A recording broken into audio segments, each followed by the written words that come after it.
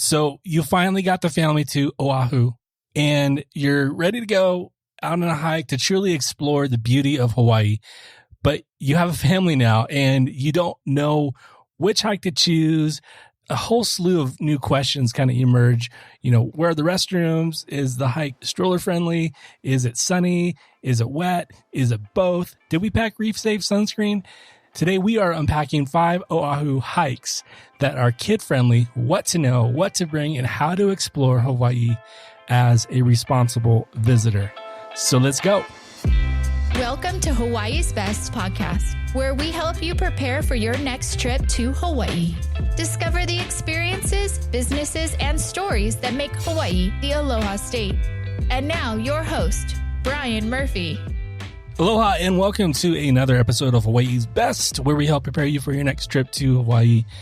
And I just want to say thank you so much for tuning in today to our podcast. So excited for this one. Before we dive into the 5 kid-friendly hikes on Oahu that we recommend, just want to give you a little bit of travel news. Probably the most major news is coming out of Maui County. Recently, Maui County Mayor Mike Victorino announced that the island's post-arrival COVID testing program at Kahului Airport will end on Friday, June 4th. So at the time of this release, this is releasing on June 3rd. So basically tomorrow, that this post-travel COVID testing will end. And for those of you who don't know what that is, basically Maui put into place, I think it was like a couple months ago, for Trans-Pacific travelers that were not vaccinated. Maui was doing a secondary testing on site after people would arrive to the airport. So that is ending. That's good news. That's ending tomorrow. In a press conference on Tuesday, Victorino said that the decision was made as testing showed low positivity rates amongst travelers. Another big hot topic right now is the vaccine passport. We reported on a previous episode that the vaccine passport is only available for inter-island travelers for those whom have already been vaccinated in Hawaii only. So if you were not vaccinated in Hawaii, this inter-island passport does not apply to you. This is kind of like phase 1 into this vaccine passport. And if you have been a listener of the show, you know that I spoke with Lieutenant Governor Josh Green on episode 62. And the timeline that he gave us is that more than likely vaccine passports will be available for Trans-Pacific travel sometime after July 4th. So we'll keep you posted on that. Now, the current testing, the 72 hours prior to your final departure to Hawaii, that'll still be an option even once the vaccine passport rolls out. And that is still the only option right now if you are traveling from the mainland of the U.S. So stay tuned by subscribing to the podcast on Apple or clicking the follow button on Spotify, and we'll be sure to keep you updated and all that good stuff. And also take 30 seconds and leave an honest review on Apple about the show. Really appreciate that. Whenever I travel, there are a few necessities that I make sure I always bring. One is a water purifier, so we don't have to buy water whenever we travel. And the other is CBD oil and CBD gummies. Matera's new full-spectrum CBD gummies help to curb any travel anxieties that I've had and have helped reduce pain, like after a long hike. And unlike many gummies out there on the market that use animal products, Matera gummies are vegan, free of additives, fillers, and processed sugar. To try CBD for yourself, go to hawaiisbesttravel.com/CBD and use code Hawaii at checkout for 50% off your first purchase. Go to hawaiisbesttravel.com/CBD and use Hawaii at checkout. Long before your favorite resorts and restaurants in Hawaii existed, the natural beauty of the islands called people to explore its heights and history. Today, hiking trails allow you to explore more of Hawaii than ever before, and many, especially on Oahu, are great fits for children and parents. Before you go out hiking, anywhere, anytime, there's just a few things just to be mindful of. One of those things is to go early. Oahu's hiking trails can be busy, hot, and tough to find parking for, so be sure to go early. Also, call ahead. Find out weather and trail conditions before heading out with your family. Sometimes some of the trails are closed for renovation and sometimes due to weather, so just be sure to call. Even some of the hikes that we're going to mention, some of those close periodically. So just be sure to call ahead and also be prepared. We're going to talk about a packing list for clothing so you can, be able to have a safe, comfortable outing. Another thing is protect belongings. Be sure not to leave any valuables in your car. Keep them out of sight. There are break-ins. They do happen. They happen everywhere. And, so just be aware of that. And also have a backpack that is comfortable and secure while hiking. Another thing to be reminded of as you're going out is follow the rules. Stay on the trail. Avoid taking risks for photo ops, thrill seeking. It's not worth it. Trying to get the shot or trying to explore just beyond the trail a little bit. Just, that doesn't look too bad, but accidents happen and resources in Hawaii are limited. So making a decision to head off the trail, and if you get into trouble, it takes resources away from other emergencies that the first responders need to be responding to. So just be mindful of that. Also, leave no trace. So basically, stow trash in backpacks, plan restroom trips accordingly, and leave the trail better than you found it.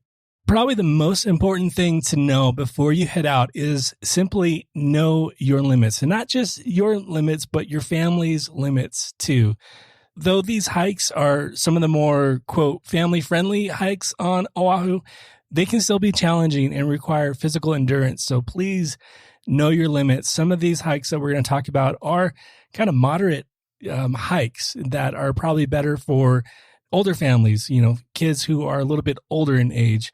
And some of these hikes are, stroller-friendly, so maybe for young families. So know your limits, know your family's limits. All right, so now that's all out of the way. Where to hike on Oahu for kid-friendly outings. So the first one we're going to recommend is Waimea Falls. This is located on the north shore of Oahu, and this all-ages trail takes you through lush gardens and historical sites before revealing a spectacular 30-foot waterfall and swimming area. The entirely paved trail is perfect for strollers and its gradual slope. Numerous benches and shuttle service allow for rest and snack breaks. This is probably one of the trails that it gets a lot of traction. It's definitely gets a lot of visitors, a lot of tourists, but this is probably one of the most family-friendly hikes that we'd recommend. This valley is owned by a native Hawaiian governing entity. The valley is steep in history. So even though if you're going here for a hike, you're going to get a lot of culture and a lot of history. And really, that's really what the heart of going to Hawaii and experiencing the culture. So this is a great chance to do that and also get a hike in and get out and see the beauty of Hawaii. When you reach the waterfall, lifeguards and life jackets make swimming safe for kids and adults. So, but also, like I said, call ahead and just make sure if you do plan on swimming, that is open and it's staffed with lifeguards. And also keep in mind that rainfall can drastically change swimming conditions. So like I said, call ahead before you take a dip and bring swimsuits and a towel. There are changing rooms at the falls, so just be aware of that. And with easy access to snacks, drinks, and restrooms, Waimea Falls is amongst the easiest and most accommodating hikes on Oahu. And for each hike, we're going to do like a quick know before you go. And these are some of the know before you goes. Is it paved? Yes. Length, it's 1.9 miles round trip. Price, $20 per adult, $12 kids, that's 4 to 12 years of age, and $16 for seniors and students. Location, North Shore, stroller friendly, yes. Handicap accessible, yes. Elevation change, you're looking at only about a 272-foot elevation change. And hours as of right now are Tuesday through Sunday, 9 a.m. to 4 p.m. And like I said, call ahead and make sure all that is up to date. I'm going to link in the show notes a blog article that will have all the links to the websites and the locations of these hikes. All right, number 2, Monoa Falls Trail. This is a trail that has been closed for about 2 years, actually. It is set to reopen June 5th. The trail was originally closed for the installation of a rockfall hazard mitigation fence next to the falls. Also, during the closure, long overdue trail safety improvements were installed. The trail improvements include trail widening for safe two-way traffic, the trail bed resurfacing, new steps, trail side plantings, and erosion and water runoff control measures. New rest areas with benches and signs were installed to allow hikers an opportunity to learn about the beautiful rainforest watershed. Monoa Falls offers a more rugged journey through shaded rainforest terrain. Beginning with breathtaking views of Monoa Valley, the 1.7-mile unpaved trail passes through bamboo groves and diverse vegetation home to over 5,000 plant species. For this hike, you'll definitely want sturdy shoes or hiking boots, hiking poles if you have them. Rainfall can make the path slippery. The shade and wet, humid air attracts mosquitoes, so also be aware of that. You want to make sure you bring some repellent with you. The massive 150-foot Monoa Falls is best seen a day or two after heavy rainfall. Although swimming is off limits, the water alone is worth the trek. Kind of a helpful tip on this one, use a restroom at the trailhead before you set out. Pack diapers, wipes, and a wet bag for infants. And at the end of your hike, be sure to stop at the Rainbow's Inn snack shop for refreshments after your hike. All right, know before you go. Paved. No, it's not paved. Length, like I mentioned, it is 1.7 miles round trip. Price is $5 parking. Be sure to double check on that. Location, Monoa Valley. Stroller friendly? No, that's so be sure to do the baby carrier on this one. Handicap accessible? No. Elevation change at 633 feet. Status, it reopens, like I said, on June 5th. 2021, and hours are sun up to sundown. Don't hike after 5:30 p.m. would be our recommendation. All right, number 3, probably one of the most popular ones you've heard of, Diamond Head Leahi Summit Trail.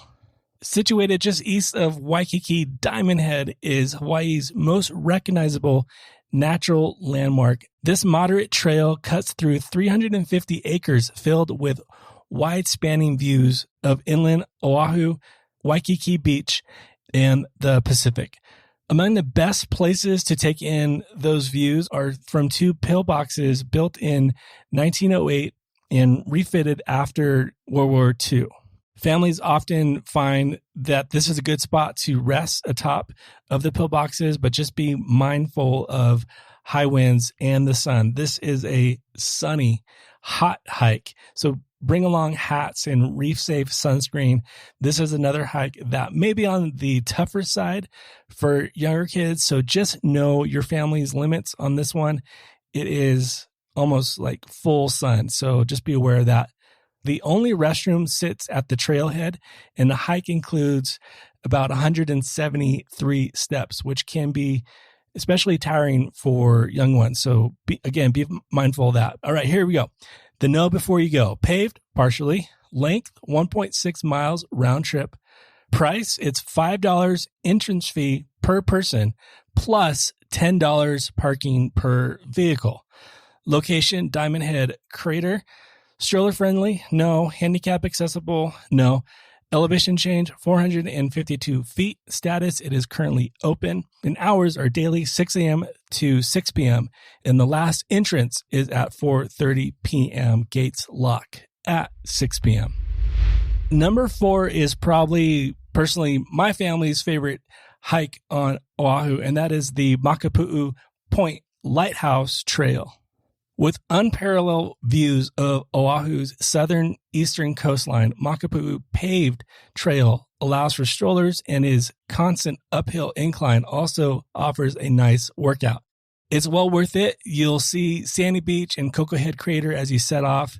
You'll spot glistening tide pools during the 500-foot ascent. Now, with little shade, this one is like full sun all the way, so please be mindful of that. So with little shade, and no drinking water available, sunscreen and camelbacks are your best friend on this hike. If you can, try to tackle this hike between the months of November and May, when hundreds of migrating humpback whales can be seen offshore. So be sure to invest in some good binoculars as well. And also, the lighthouse along the trail is closed to the public. So please don't venture off the trail and try to get over there. But the lookout at the summit actually overlooks the lighthouse and is perfect for whale watching and taking in those beautiful vistas and taking that beautiful family pic. All right, the note before you go: paved, yes. Length, 2.5 miles round trip. Price, it's free. Its location is Kaiwi State Scenic Shoreline. Stroller friendly, yes. Handicap accessible, yes. Elevation change, 505 feet. Status open, and hours is 7 a.m. to 6:45 p.m. All right, number 5, Kaiwa Ridge Trail, or also Lanakai Pillbox Hike. On the northeastern ridge of Oahu sits one of the best sunrise and sunset hikes that you'll ever experience. With 2 pillboxes to discover along the Kaiwa Ridge Trail, this is a short yet moderate hike that begins with a steep ascent aided by ropes to help your family traverse the first 100 yards or so. However, there are no guardrails. Again, just know your limits on this. And as you get out somewhere, it's okay to turn back around. There's no harm there. You don't have to prove anything. Just turn back around if you feel like this is going to be too extreme on any hike. Now, beyond that, the climb is gradual, leading to the first pillbox and ending at the second. Sunrise and sunset are ideal times to adventure out, but you can view the nearby beaches and islands any time of the day. Any time of the day, it's going to be a good one, but early in the morning is definitely recommended. To make the most of this hike, like I mentioned, go early in the day to beat the crowds and the rush, because parking is very limited and restrooms and water sources aren't on the trail, making the restrooms at the nearby Kailua Beach extremely helpful. Along the way, you may see some hikers climbing on boulders and walking the trail beyond the second pillbox, but please don't do that. Resist the urge to stray. Boulders roll, and the path after pillbox 2 is actually private property, so please don't venture out past pillbox 2. That said, there's plenty to see and enjoy on this popular trail that sees about 1,400 visitors per day. All right, the note before you go: paved, no. Length, 1.8 miles round trip. Price, it's free. Location, Kaiwa Ridge Trail. Stroller friendly, no. Handicap accessible, no. Elevation change, 649 feet. Status, currently open. Hours, 6 a.m. to 8 p.m.